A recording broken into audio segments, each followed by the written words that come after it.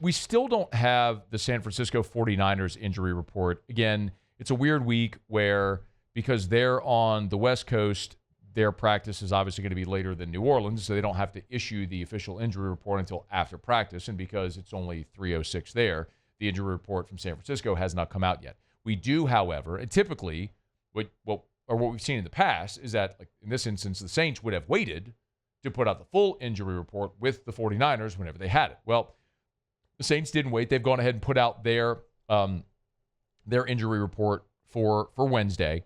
And 4 players were DNPs. So I don't think these were a surprise. Julian Blackmon, who we know has the torn labrum in his shoulder, who is done for the year. He did not practice, obviously. Taliesin Fuaga did not practice with a knee injury. Trevor Penning was a DNP with the toe, and Chase Young was a DNP with calf injury. The other players listed, there were 3 others. Velus Jones was a limited participant with a knee injury. Zach Wood, the long snapper, was limited with an elbow injury. And then Jordan Howden, apparently battling an oblique injury, but he was a full participant, not limited there in any way. So probably with both teams, the most significant news today is that Kyle Shanahan called Brock Purdy a long shot. His words, not mine, a long shot to play on Sunday. So the expectation is that the Saints are going to see Mac Jones start for San Francisco in the Dome on Sunday. George Kittle's gone to IR. We know that Debo now plays in Washington. So you're talking about a Niners team that is going to look a lot different from the one that played in the Super Bowl a couple of years ago, and especially on the offensive side of the ball. So how different is that look? How much does that sort of close the gap between the Saints and the Niners on a talent gap? We'll see on full display on Sunday in the Superdome. For New Orleans, Kellen Moore, when he met with reporters, did say that it looks like they're going to give Jonas Sanker an opportunity to go get some run back there at safety. And this is the kind of thing that I'm excited about for this season.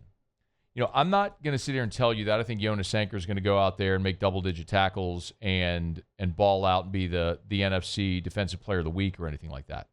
But I'm looking at Jonas Sanker as a guy that the Saints invested a high draft pick in.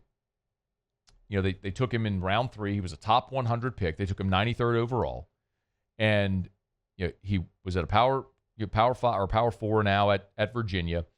Playing 4 seasons at UVA.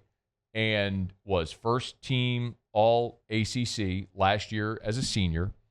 That was in 23. He was first team all ACC.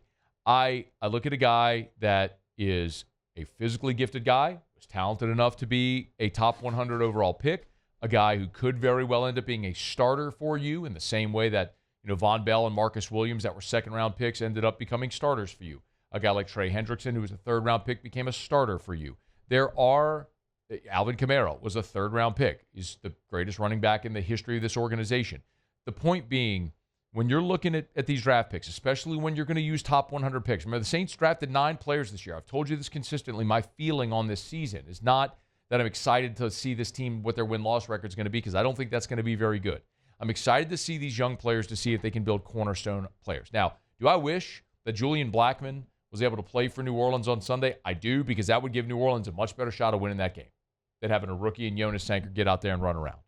But this is, all right, kid, we're just going to throw you in the deep end with no floaties on, and let's see, like what was in the Sandlot or whatever, just throw him in the deep end and see if you can swim.